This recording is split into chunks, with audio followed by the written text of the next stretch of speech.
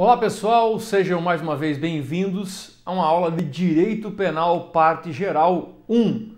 Eu sou o professor Rigueta e vou construir com vocês o conhecimento nessa matéria sensacional que é o Direito Penal. Perfeito?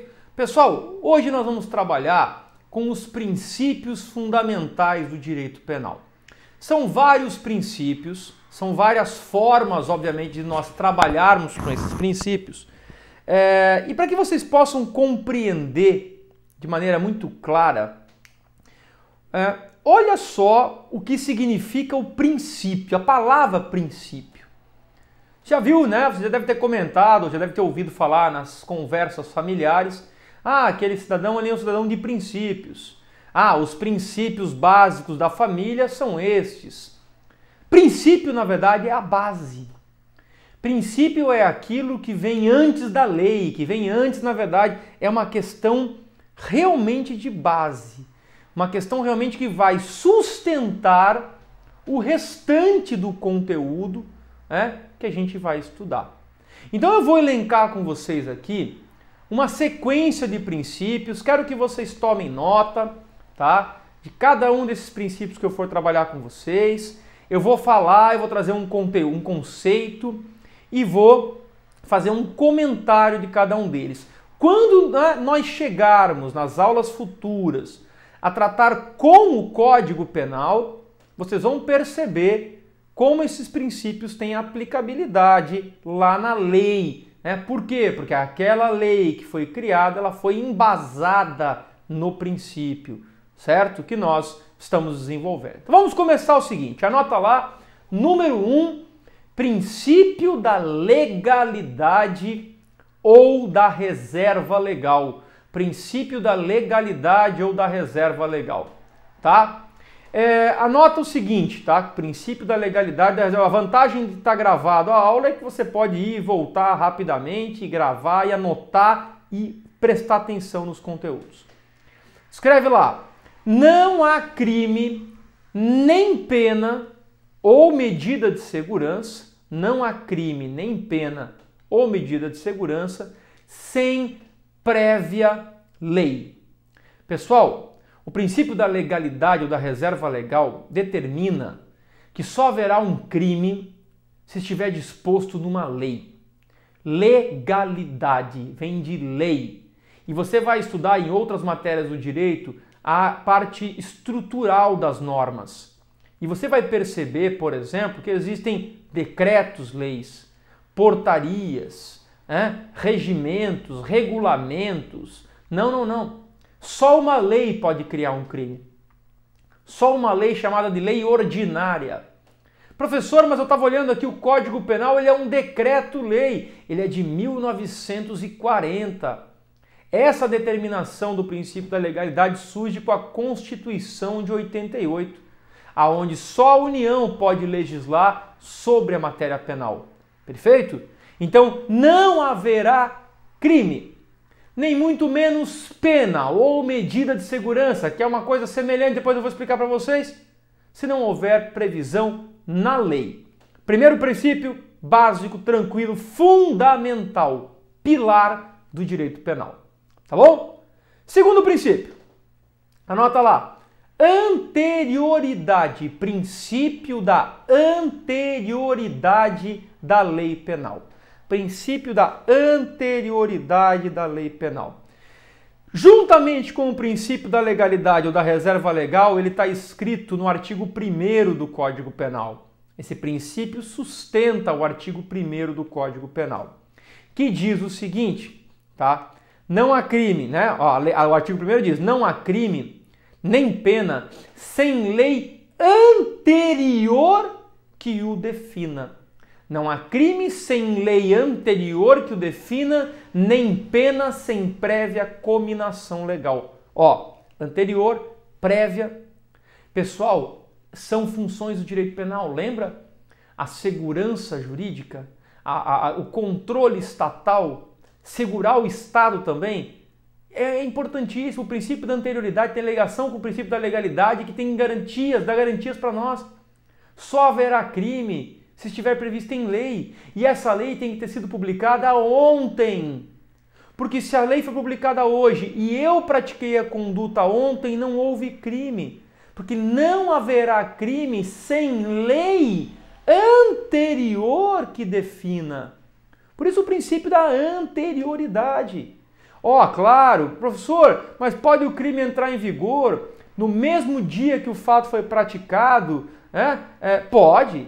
A partir da meia-noite daquele dia, a lei passa a valer. Ela tem um prazo para entrar em vigor. Normalmente as leis de matéria penal, levam 45 dias, pode levar menos, pode levar mais, mas regra geral é 45 dias para serem publicadas.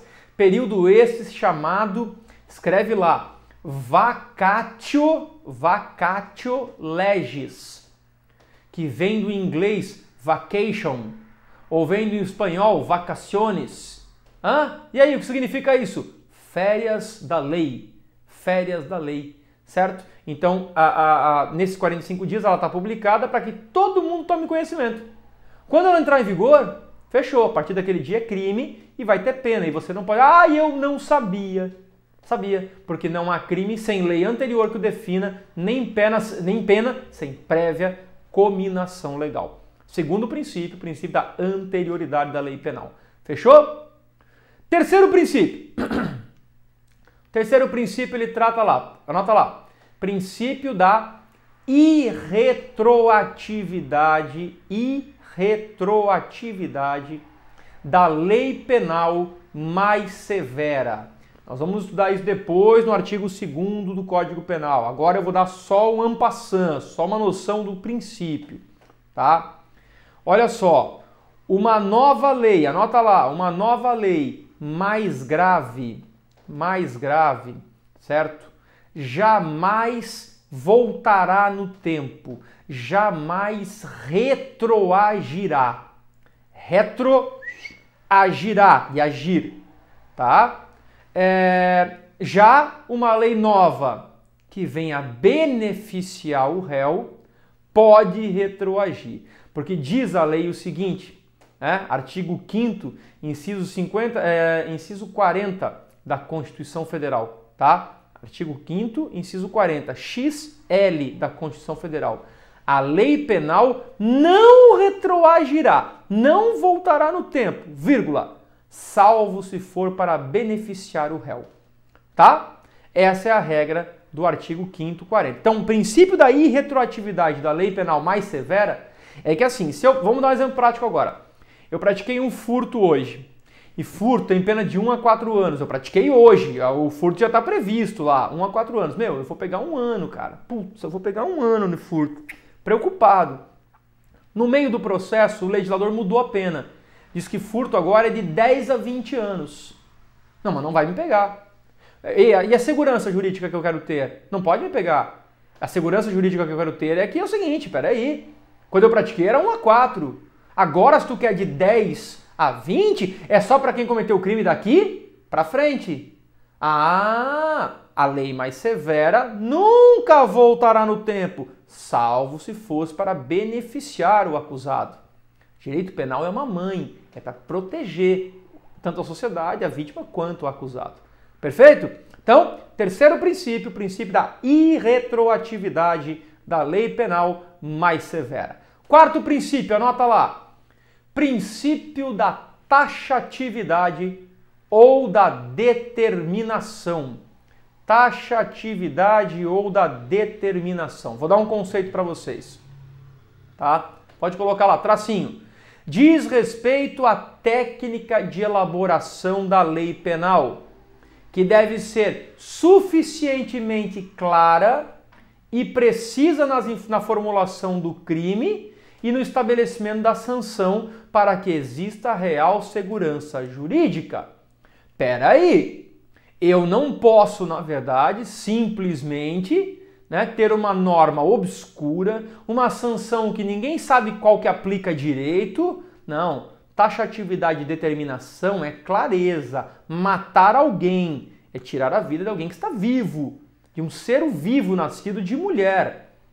Matar alguém, pena 6 a 20 anos. Eu não tenho dúvida se nesse caso aqui cabe cadeira de elétrica, câmara de gás, prisão perpétua. Não, tá ali. Matar alguém, 6 a 20 anos. Ponto. Princípio da taxatividade.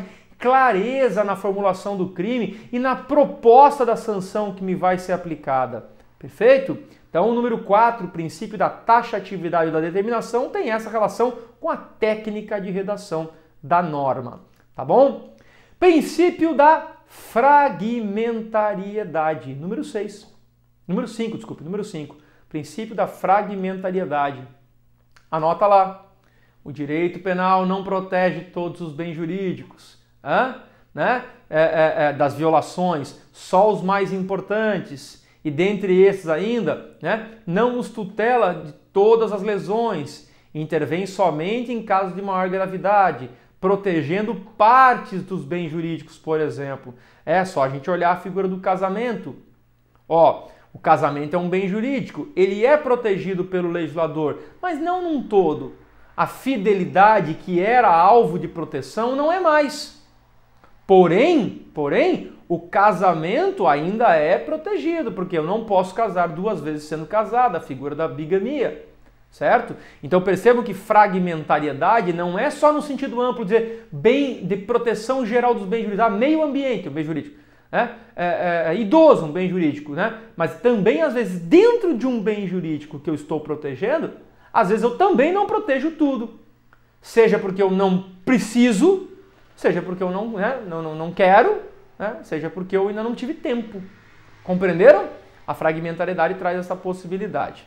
Bom, pessoal, eu vou trazer mais uma aqui e aí nós partimos na sequência para a nossa próxima aula com mais alguns princípios basilares do direito penal brasileiro. Trouxe para vocês aqui ainda o número 6, anota lá, princípio da intervenção mínima do Estado. Lembra que o direito penal é a última ratio, última opção? Pois bem, o direito penal deve obedecer a um caráter de imprescindibilidade. É imprescindível que o direito penal interfira na nossa relação, procurando restringir ou impedir o arbítrio do legislador no sentido de evitar a definição desnecessária de crimes. Só será crime o que realmente for necessário para a sociedade.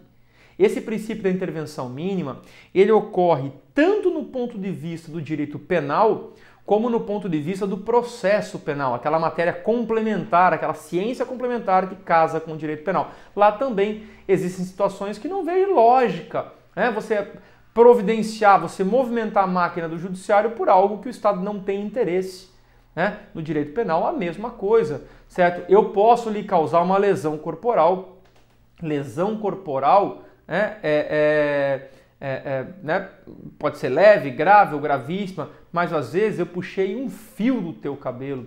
O legislador não previu isso aí. Não disse eu vou punir puxar um fio de cabelo, porque, poxa, é uma coisa ínfima. E se é ínfima, o Estado deve interferir minimamente nessas relações.